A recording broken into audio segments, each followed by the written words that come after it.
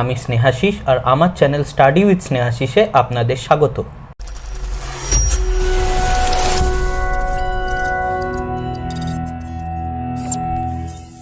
নমস্কার, আজ আমি নিটের বডি ফ্লুইডস অ্যান্ড সার্কুলেশন চ্যাপ্টারে আলোচনা করব হৃৎপিণ্ডের গঠন অর্থাৎ স্ট্রাকচার অফ হার্ট সম্বন্ধে। আমরা দেখতে পাচ্ছি এটি একটি হৃৎপিণ্ড এবং এর বিভিন্ন অংশ সম্বন্ধে আমরা জেনে নেব। তবে এই স্ট্রাকচার বা গঠনটি ভালো করে জানার আগে আমরা জেনে নেব যে হার্ট কীরকম দেখতে হয় এবং এর বাইরের পর্দা বা আবরণীগুলো কীরকম। হার্ট হলো অনেকটা কোণ বা শঙ্কু আকৃতির একটু হেলে থাকা একটি স্ট্রাকচার বা গঠন, যার বিভিন্ন কাভারিংস বা আবরণ আমরা দেখতে পাই। প্রথমত হার্ট যে বা হৃৎপিণ্ড যে আবরণী দিয়ে ঢাকা থাকে তাকে বলে পেরিকার্ডিয়াম। এই পেরিকার্ডিয়াম কি করে? হার্টকে বহিরের বা বাইরের আঘাত থেকে প্রোটেকশন বা সংরক্ষণ দেয়। এই পেরিকার্ডিয়ামকে আবার দুটো লেয়ার বা স্তরে ভাগ করা যায়।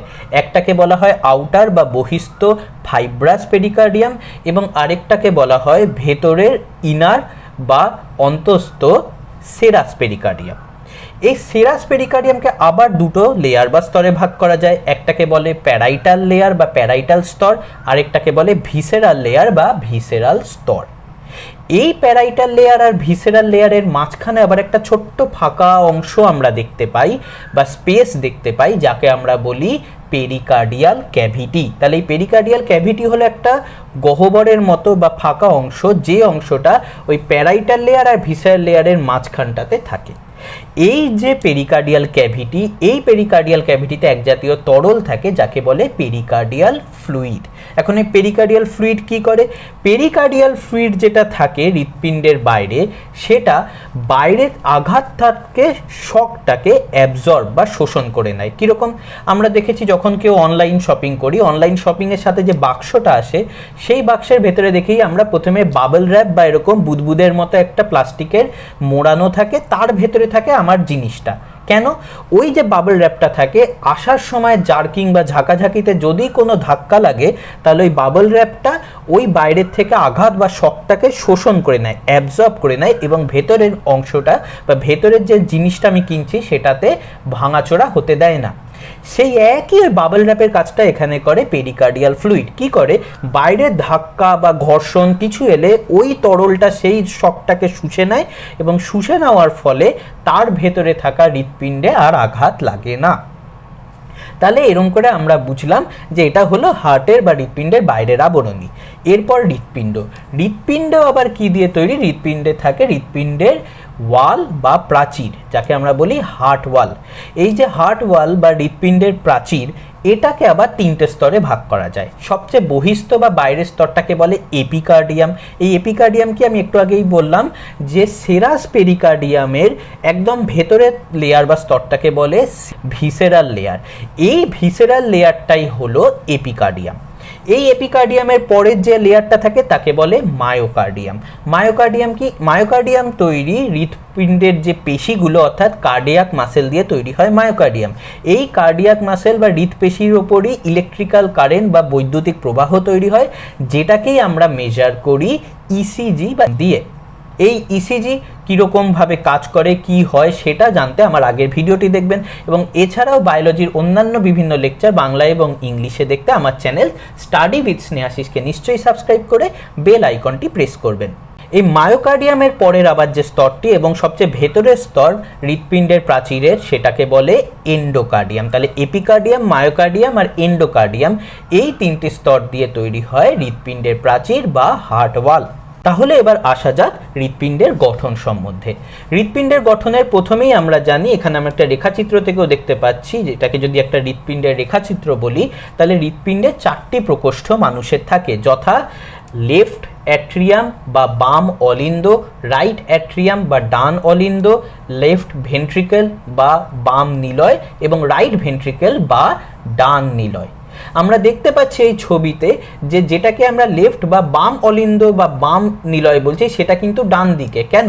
কারণ হচ্ছে আমাদের দেখে এরকম মনে হলো হৃৎপিণ্ডটা যার মানুষের মধ্যে রয়েছে আমি সেই দিক দিয়ে দেখব, তাহলে যার সাপেক্ষে হৃৎপিণ্ডটা রয়েছে, যার শরীরে রয়েছে, তার সাপেক্ষে দেখা হচ্ছে বলে এদিকটা লেফট আর এদিকটা রাইট।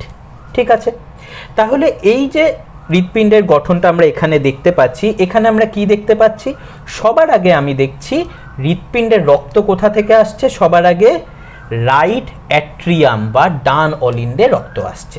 তাহলে ডান অলিন্দ বা এই যে রাইট অ্যাট্রিয়াম, এই রাইট অ্যাট্রিয়ামের রক্ত কোথা থেকে আসছে? সুপিরিয়ার ভেনা কাভা এবং ইনফিরিয়ার ভেনা কাভা নামক দু রকমের ভেন্স বা শিরা থেকে। তাহলে সুপিরিয়ার ভেনা কাভা কি করে? হৃৎপিণ্ডের ওপরের অংশ আমাদের বডির থেকে রক্ত নিয়ে আসে এবং ইনফিরিয়ার ভেনা কাভা হৃৎপিণ্ডের নিচের অংশ থেকে রক্ত নিয়ে যায় রাইট অ্যাট্রিয়াম বা ডান অলিন্দে। এই দুই ভেন্স বা শিরা রাইট অ্যাট্রিয়াম বা ডান অলিন্দে কি রক্ত নিয়ে এলো? ডিঅক্সিজেনেটেড ব্লাড বা অশুদ্ধ রক্ত নিয়ে আসছে, যার মধ্যে অক্সিজেনের পরিমাণ কম এবং কার্বন ডাই অক্সাইডের পরিমাণ বেশি। আমাদের দেহের বিভিন্ন অংশের বিভিন্ন সেল এবং টিস্যু বা কলা থেকে এই রক্ত নিয়ে আসছে এই দুই ভেন্স। এরা নিয়ে এসে এবং এদের সাথেও করোনারি সাইনাস, তাহলে superior vena cava, inferior vena cava আর করোনারি সাইনাস তিনজনে মিলে অবিশুদ্ধ রক্ত বা ডিঅক্সিজেনেটেড ব্লাড নিয়ে এলো রাইট অ্যাট্রিয়ামে। রাইট অ্যাট্রিয়াম থেকে এবার রক্তটা যাবে কোথায়? রাইট অ্যাট্রিয়াম থেকে এই রক্ত এবার যাবে রাইট ভেন্ট্রিকেল অর্থাৎ ডান নিলয়ে। ডান নিলয়ে যে রক্ত যাচ্ছে ডান অলিন্দ থেকে, সেইটা যাওয়ার পথে মাঝখানে বাধা তৈরি করছে এই এক জাতীয় ভাল্ব বা ঢাকনার মতো অংশ, অনেকটা দরজার মতো, যাদেরকে বলা হয় ডান অলিন্দ থেকে ডান নিলয়ে যাওয়ার মাঝের ভাল্বটাকে বলে অ্যাট্রিও ভেন্ট্রিকুলার ভাল্ব। এই অ্যাট্রিও ভেন্ট্রিকুলার ভাল্ব কিরম ভাল্ব? এটা হলো ট্রাইকাসপিড ভাল্ব। তাহলে এখন প্রশ্ন আসতে পারে ট্রাইকাসপিড ভাল্ব মানে কি? ভাল্ব কিরকম হয়? যদি এটা হয়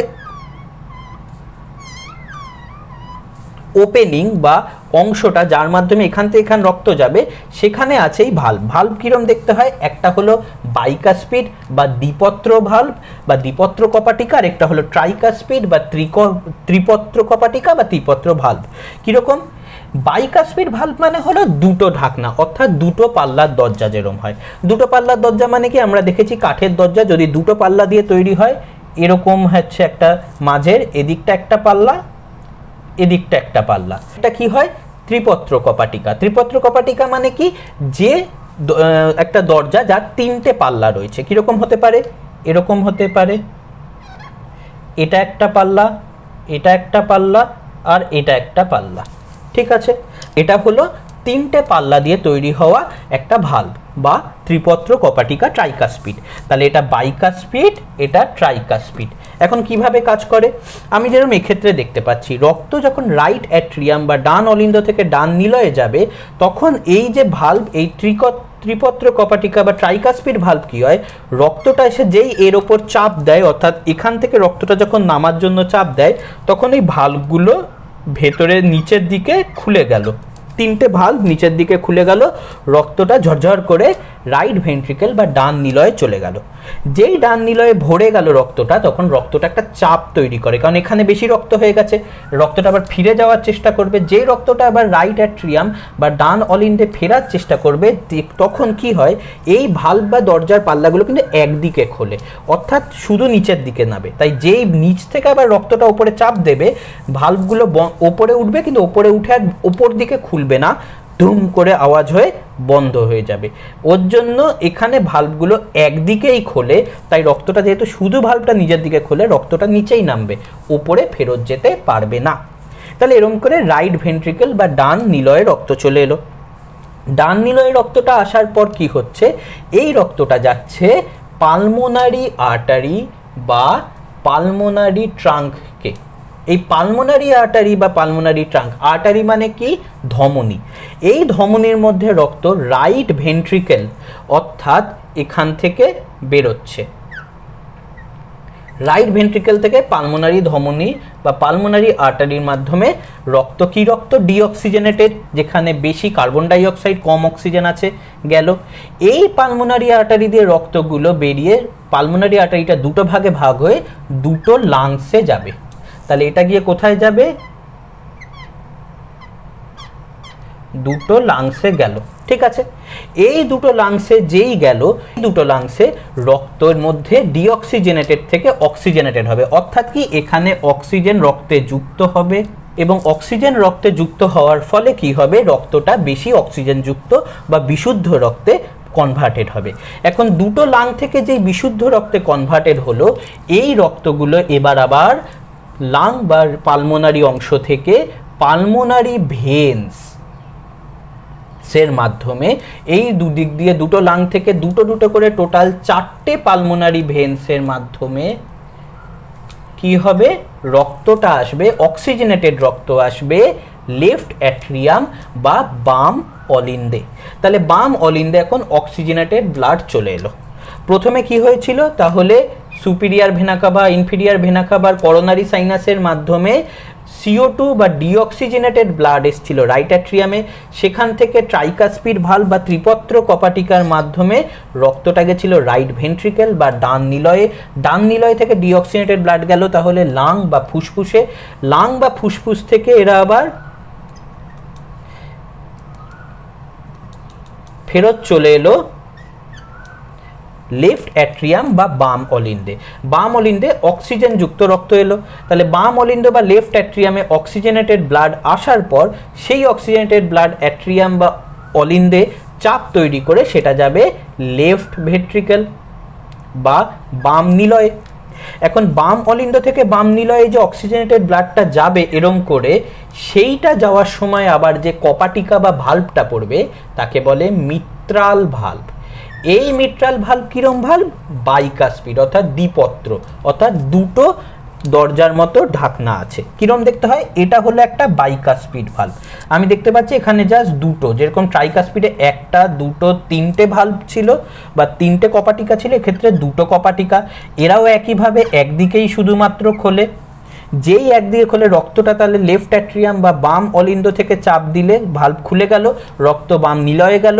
যেই বাম নিলয়ে রক্ত বেশি বেড়ে গেল, ভেতর দিকে যদি আবার ওপরে চাপ দিতে যায় তখন এই ভাল্বগুলো ওপরে উঠতে গিয়ে বন্ধ হয়ে যাবে, কারণ এরাও একদিকে খোলে। তাহলে রক্তটা আর কিন্তু অ্যাট্রিয়াম বা অলিন্দে ফেরত যাবে না।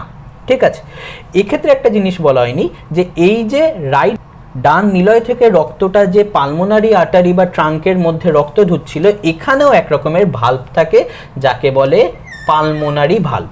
এই পালমোনারি ভাল্বও কিন্তু কি ট্রাইকাসপিড, মানে এটাও এরকম ত্রিপত্র। ঠিক আছে, তাহলে এবার আমি বাইকাসপিড বা দ্বিপত্র ভাল্বের মাধ্যমে বাম অলিন্দ থেকে বাম নিলয়ে রক্তটা চলে এলো।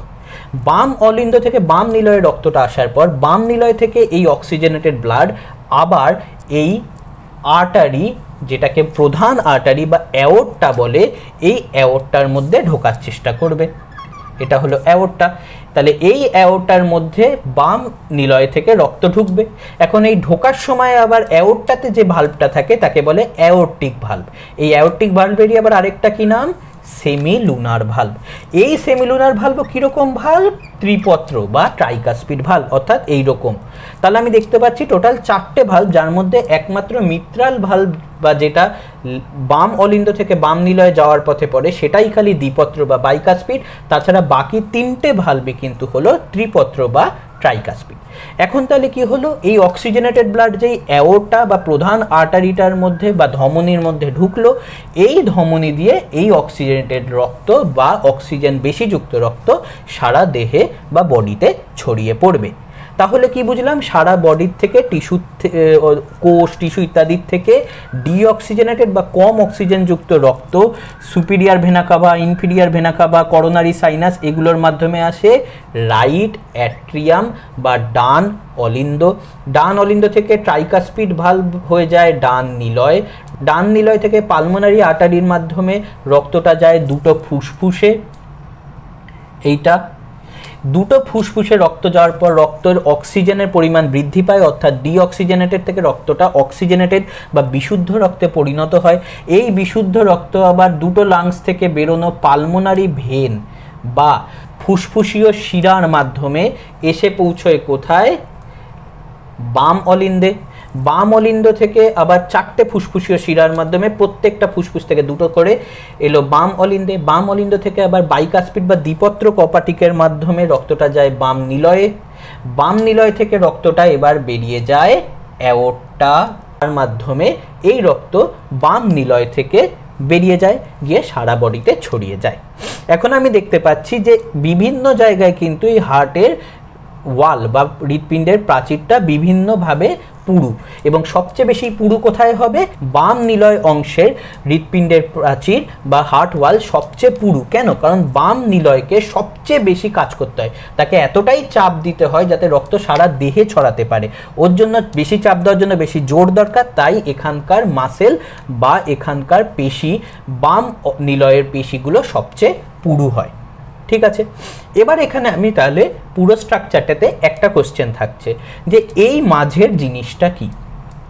এটাতে আমি বুঝলাম হার্ট মাসেল, এটা রাইট অ্যাট্রিয়াম বা ডান অলিন্দ, ডান নিলয়, বাম অলিন্দ, বাম নিলয়। মাঝের এই যে পর্দার মতো এটাকে বলে ইন্টার অ্যাট্রিয়াল সেপ্টাম, বা হচ্ছে দুটো অ্যাট্রিয়াম বা দুটো অলিন্দের মাঝখানে যে পর্দা। এই ইন্টার অ্যাট্রিয়াল সেপ্টামের সাথে থাকে একটা জিনিস যাকে বলে ফসা ওভালিস। ঠিক আছে, তাহলে ফসা ওভালিসটা কি? ফসা ওভালিস আর কিছুই নয়, এই যে ইন্টার অ্যাট্রিয়াল সেপ্টাম, এই ইন্টার অ্যাট্রিয়াল সেপ্টামে ডান অলিন্দের দিকে ঘেঁষে একটা অংশ থাকে যাকে বলে ফসা ওভালিস। এই ফসা ওভালিস কি করে? ফসা ওভালিস কিরম দেখতে হয়? দেখতে হয় অনেকটা, এটা যদি হয় পুরো প্রাচীরটা ইন্টার অ্যাট্রিয়াল সেপ্টাম অর্থাৎ দুটো অলিন্দের মাঝখানে বিভাজককারী পর্দা, তার মধ্যে একটু গর্তের মতো হয়ে থাকে এই ফসা ওভালিসটা। এই ফসা ওভালিসটার কি কাজ? ফসা ওভালিসটার কাজ হলো রক্তকে এই দুদিকে যাতায়াত করতে আটকানো, অর্থাৎ দুটো অলিন্দের মধ্যে রক্ত যাতে যাতায়াত না করতে পারে সেইটা আটকায় এই ফসা ওভালিস।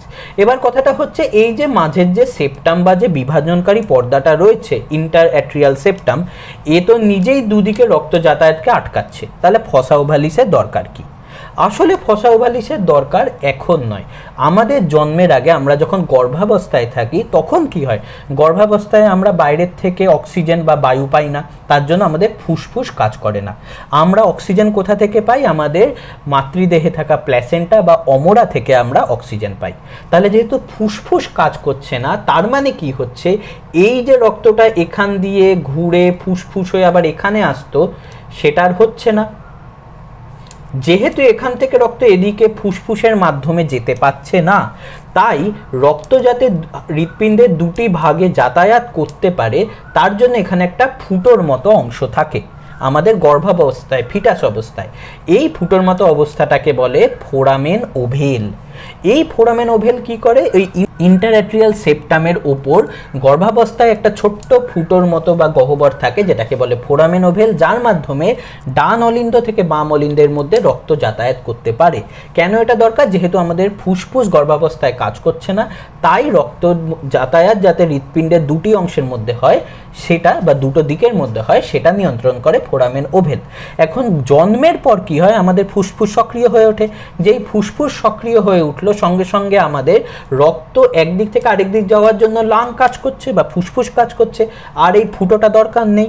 তখন এই ফোরামেন ওভেলটা পরিবর্তিত হয়ে যায় ফসা ওভালিস নামক এই অংশটিতে। যে অংশটি কি করে?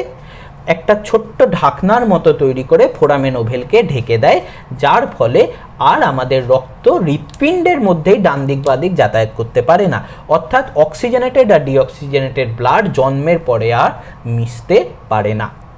তাহলে আজকে আমরা কি দেখলাম? যে হৃৎপিণ্ডের গঠন কি, হৃৎপিণ্ডের প্রাচীর, হৃৎপিণ্ডের বাইরে থাকা পেরিকার্ডিয়াম কি, তার বিভিন্ন অংশ কি, হৃৎপিণ্ডের চারটি প্রকোষ্ঠ, ডান এবং বাম অলিন্দ এবং ডান এবং বাম নিলয় কি, তাদের মধ্যে থাকা কপাটিকা বা কাস্পিড ভালভগুলো কীরকম হয়, রক্ত কিভাবে ডান অলিন্দ থেকে ডান নিলয় হয়ে ফুসফুস হয়ে বাম অলিন্দে যায়, সেখান থেকে বাম নিলয়ে যায়, সেখান থেকে সারা দেহে ছড়িয়ে যায়, সেটাও আমরা জানলাম। এবং এছাড়াও আমরা জানলাম ফসা ওভালিস এবং ফোরামেন ওভেল কি। আমার এই ভিডিওটি সম্বন্ধে যদি কোনো প্রশ্ন থাকে তাহলে নিশ্চয়ই ভিডিওটিতে কমেন্ট করবেন, এছাড়াও লাইক এবং শেয়ার নিশ্চয়ই করবেন, আর আমার চ্যানেল স্টাডি উইথ স্নেহাশিসকে সাবস্ক্রাইব করবেন এবং বেল আইকনটি প্রেস করবেন। ধন্যবাদ।